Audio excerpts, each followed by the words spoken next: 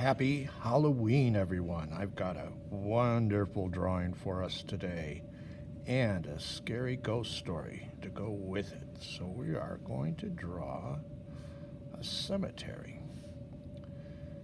You can play around with these tombstones if you have a design that you would prefer. So, I'm just going to keep it simple for us.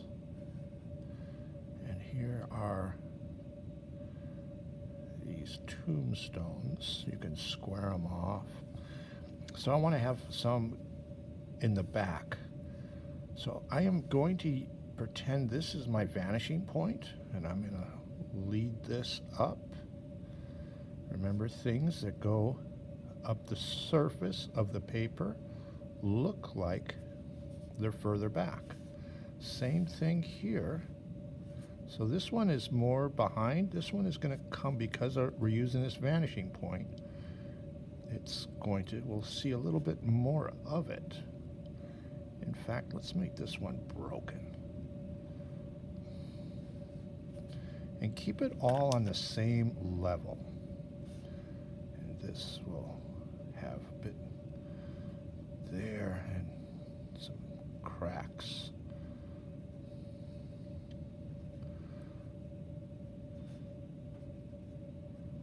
Tombstone, and here, this one, you're going to see the whole tombstone, but we're still using our vanishing point. So I came on down a little bit too far for this one. All right, and then we're going to put a horizon line.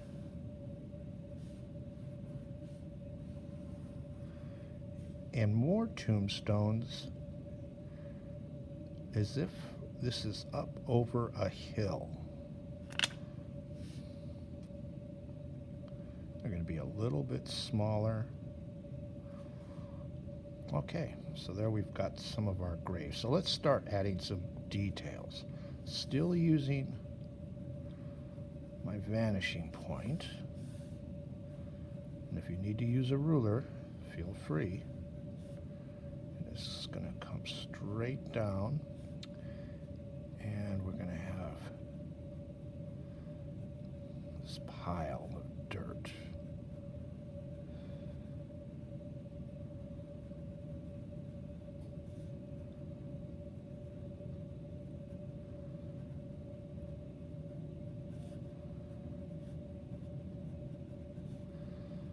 And I'm going to have my light source coming from this way. This would be a good time to use squiggly lines and apply pressure, make it light, make it dark, and it'll give it more that clump of earth look.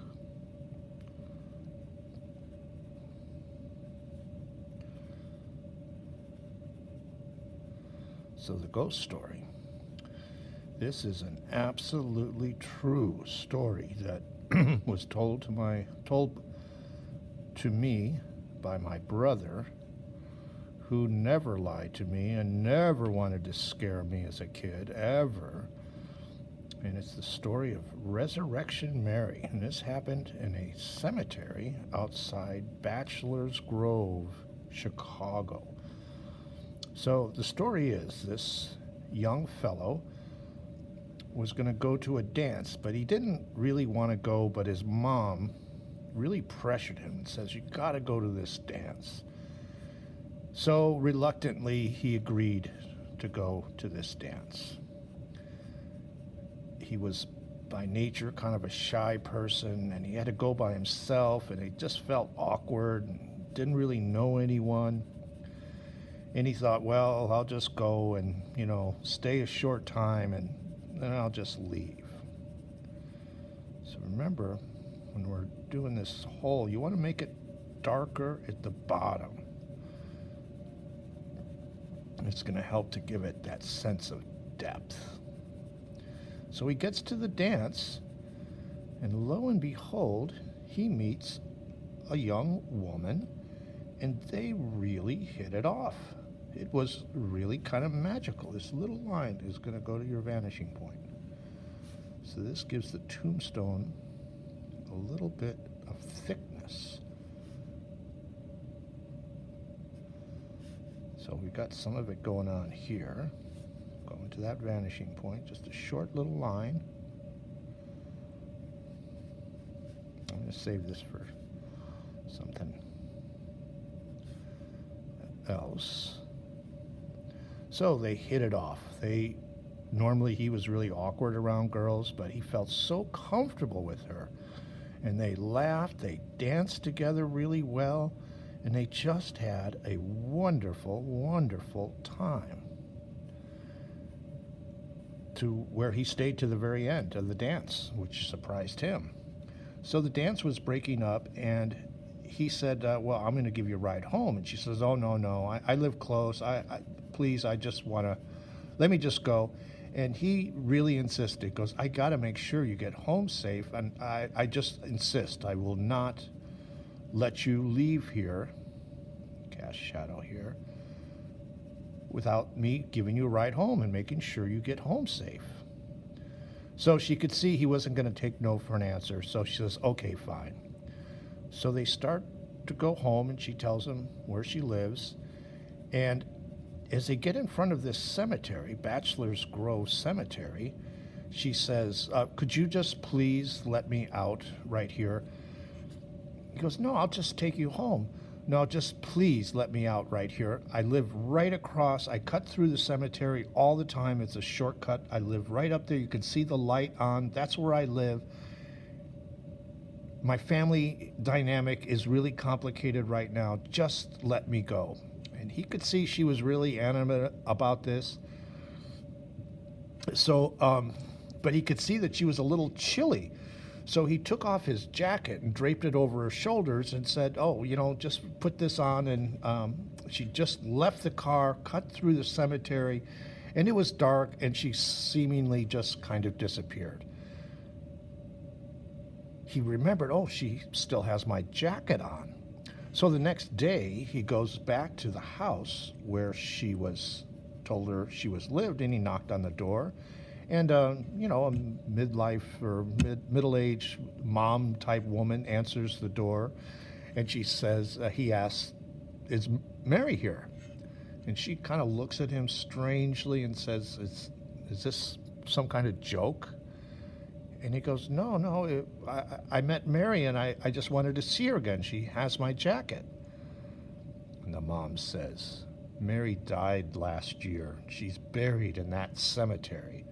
And she told him where her tomb was. So he walked through the cemetery and there finds her tombstone, and draped over the tombstone was his jacket. Woo! That's scary right there. And my brother John would not be telling me tales out of school to scare his younger brother. I just know it. So it's got to be true. And that's the story of Resurrection Mary. I, for one, feel like I would not be comfortable wearing a garment that I knew a ghost wore. I don't know. I think it would kind of creep me out. By the way, you don't have to draw this jacket if you don't want to. But that is the story of Resurrection Mary. And you can look up Bachelor's Grove. It's considered one of the most haunted places in America. It is a really old cemetery. And it's off into these forest preserves, so its location is really spooky.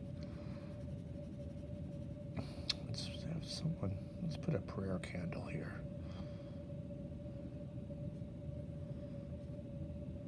And it's on the very far south end of Chicago, Bachelor's Grove Cemetery. Let's put some more cracks. And it's not in use anymore. I don't think anybody has recently been buried there, and it's not maintained, which adds to its creepiness. So here's some more horizon lines. look at what we can do. We can really create a sense of depth using horizon lines. And on this back one, I'm just going to put a line of trees, but we're not detailing, it's just shapes. And when things are off into the distance, they're faded. So you want to just keep it really light. When you do this in watercolor, you can just use a real thin amount of pigment. Don't put a lot of pigment on your watercolor. Anyway, Bachelor's Grove, it's all overgrown and it's really creepy looking to walk through it. It's gotten so much traffic that police in the evening drive by, and if you're caught in the cemetery at night, they'll give you a ticket.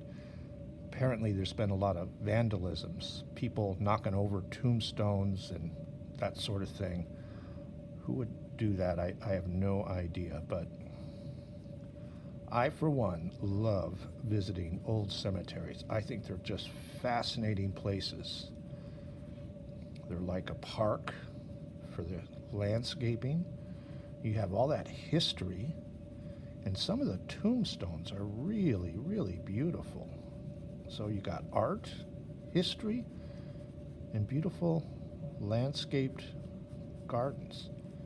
By my house in Davis, close to Winters, there's an old pioneer cemetery that has some really old graves. The oldest one, the person was born in the 1790s and came over as a pioneer. Anyway, there's our drawing for this week. Happy Halloween, and have a wonderful day. God bless.